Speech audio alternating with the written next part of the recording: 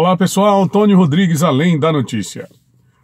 O presidente Bolsonaro fez na última quinta-feira, dia 26 de dezembro de 2019, a última live do ano, né? Toda quinta-feira, ele, a partir das 19 horas, ele conversa com as pessoas. Ele recebe mensagens através do chat, ao vivo, e faz um relatório do seu governo.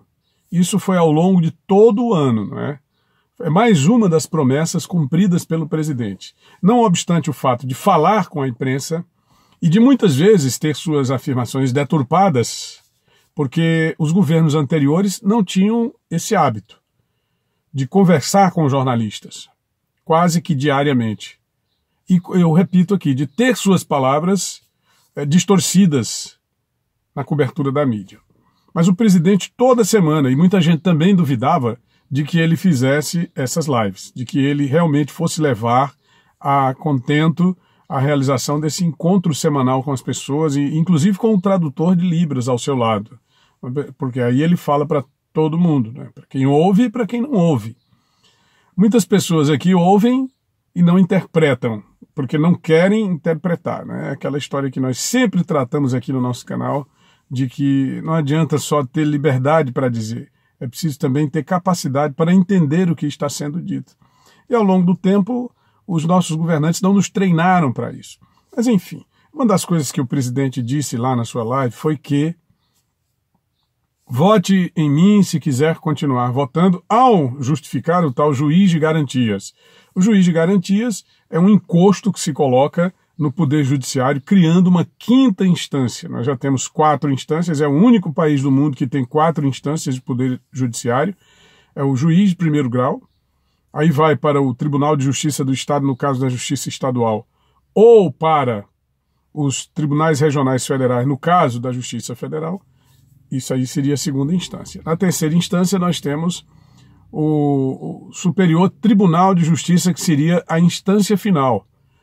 E uma instância revisora, né? Se a decisão ela cabe dentro do procedimento constitucional, seria o Supremo Tribunal Federal, mas que terminou se transformando numa 4ª instância para decidir questões, para julgar questões de mérito, que deveria ser julgado no primeiro grau. Pois bem, o juiz de garantias, ele revisa a pena do juiz de primeiro grau. Então ele já funciona como um outro grau, ele já funciona como uma outra instância, como se você estivesse apelando para alguém. E na verdade é uma coisa colocada pelo grupo Procrime, com participação do PP, da deputada Margarete Coelho, do senador Ciro Nogueira, que é o partido que tem o maior número de indiciados pela Operação Lava Jato. Diga-se de passagem, a operação que salvou o Brasil da falência definitiva, nós estamos vendo agora. E não é possível que as pessoas não estejam vendo. Quem não está admitindo, está vendo, mas não admite, é por uma questão partidária, por uma questão de benesses, de privilégios, de ver que o seu partido está fora do governo e, com isso, não está recebendo as benesses que gostaria de receber, como acontecia anteriormente. Agora, o presidente fala sobre o juiz de garantias e diz o seguinte: eu vou sancionou, a medida do Congresso Nacional, uma medida ruim para o sistema judiciário do nosso país, e ao mesmo tempo em que sanciona essa medida do juiz de garantias, ele diz o seguinte: se não estiver satisfeito, não vote em mim na eleição de 2022. Eu acho que isso não tem nada a ver com eleição, porque muita gente está dizendo que essa história do juiz de garantias ele sancionou por um acordo secreto com o pessoal lá do Congresso Nacional e com o Supremo Tribunal Federal, que não vai derrubar o juiz de garantias. Pode anotar aí, pode escrever, para proteger o seu filho Flávio Bolsonaro. E aí as pessoas ficam discutindo, Flávio Bolsonaro é culpado, é inocente, cadê o Queiroz? Eu não quero saber de Queiroz coisa nenhuma. Eu não quero saber de Flávio Bolsonaro coisa nenhuma. Se o cara cometeu impropriedade, se o cara cometeu peculato, eu já falei sobre isso aqui, no meu ponto de vista, eu estou lá com a deputada Janaína Pascoal, eu acho que foi peculato, não é desvio, não é lavagem. Mas é crime, e como tal tem que ser punido. Agora, claro, não peça ao pai para avaliar isso, o presidente da República. como também não peça ao presidente da República para se comportar como se fosse unicamente pai, porque eu não votei em Flávio Bolsonaro. E a maioria das pessoas do Brasil, 58 milhões de pessoas nesse país, elas não votaram em negócio de Flávio Bolsonaro para presidente da República. Votamos todos em Jair Messias Bolsonaro, e ele tem que agir como presidente da República, ele tem que salvaguardar o interesse presidencial.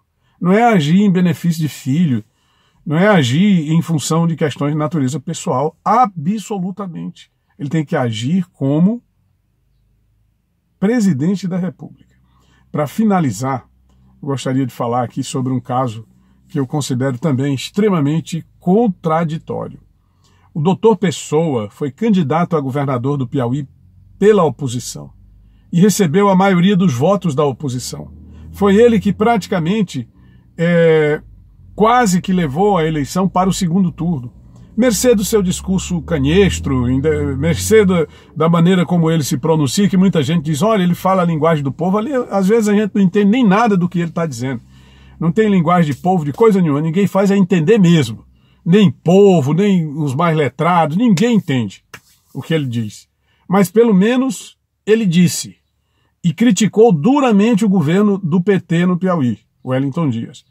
Tratava-se de um governo incompetente, de um governo que não sabia realizar as questões necessitadas pela população, principalmente na área de saúde e de educação, que foram os temas mais combatidos pelo doutor Pessoa durante a campanha de 2018. Quer dizer, além de ser um governo ineficaz, seria também um governo marcado pela corrupção.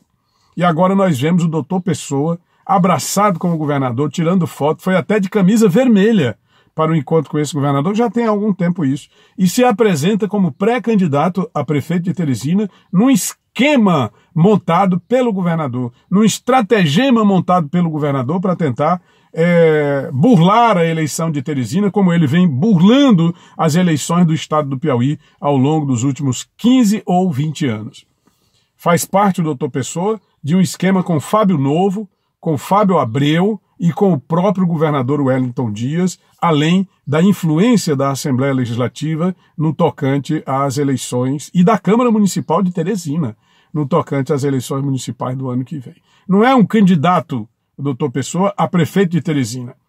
Não é um candidato, aquele candidato que foi disputar as eleições de governador contra o governo. Ele é um candidato do governo. Ele faz parte de uma estratégia para burlar a eleição de Teresina, para enganar o eleitor de Teresina, dizendo-se candidato, mas que na verdade faz parte de uma engrenagem montada pelo índio paraguaio, o mais falsificado de todos os índios do planeta, para tentar ludibriar a população de Teresina. Isso eu digo com tristeza, porque muitas pessoas, acreditando no doutor Pessoa, acreditaram ao longo de toda a sua história, e ele nunca precisou disso, nunca precisou se curvar como está se curvando agora ao poder da corrupção. Eu espero que o doutor Pessoa reflita sobre esse seu ato. Trata-se de um ato tresloucado, não é um ato decente. Não para alguém que tem a história dele, doutor Zezinho ou doutor Pessoa, e depois eu posso até contar aqui a história do doutor Pessoa, que é uma história de projeção nacional. Doutor Pessoa é uma figura que se faz respeitar pela sua própria condição histórica, mas nesse momento ele está se curvando ao poder da corrupção. Deixe o seu gostei, se inscreve no canal, ative as notificações e vamos para adiante. É Tony Rodrigues, Além da Notícia.